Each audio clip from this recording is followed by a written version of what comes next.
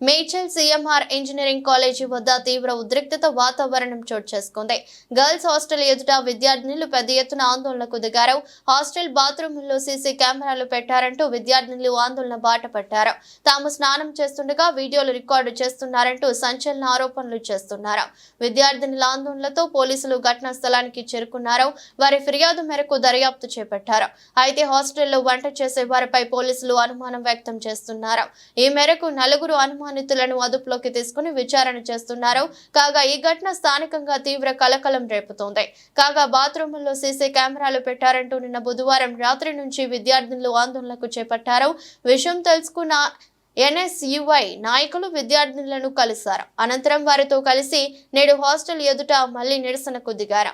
నిందితులను తక్షణమే పట్టుకుని కఠినంగా శిక్షించాలని డిమాండ్ చేస్తూ వి వాంట్ జస్టిస్ అంటూ పెద్ద ఎత్తున నినాదాలు చేస్తున్నారు. హాస్టల్ వార్డెన్ ప్రీతి బయటకు రావాలని డిమాండ్ చేశారు.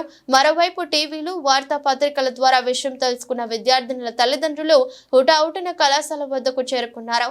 దీంతో కన్నవారిని చూసిన విద్యార్థులంతా బోరున విలపించారు. తమకు న్యాయం జరిగిందంటూ అంతా కలిసి పెద్ద ఎత్తున ఆందోళనకు దిగారు. మరోవైపు మేడ్చల్ ఏసీపీ శ్రీనివాసరెడ్డి తన సిబ్బందితో కలిసి హుటాహుటిన సీఎంఆర్ కళాశాల వద్దకు చేరుకుని విద్యార్థులతో మాట్లాడి ఆందోళన విరమించాలని కోరారు. అయితే నిందితులను పట్టుకునే వరకు నిరసన విరమించేది లేదని యువతులు తేల్చి చెప్పారు. దీంతో విద్యార్థినుల తల్లిదండ్రులతో ఏసీపీ మాట్లాడారు. ఆందోళన విరమించేలా నచ్చజెప్పాలని విజ్ఞప్తి చేశారు. అయితే విద్యార్థినులు మాత్రం వెనక్కి తగ్గడం లేదు. ఈ మేరకు నలుగురు అనుమానితులను పోలీసులు అదుపులోకి తీసుకున్నారు.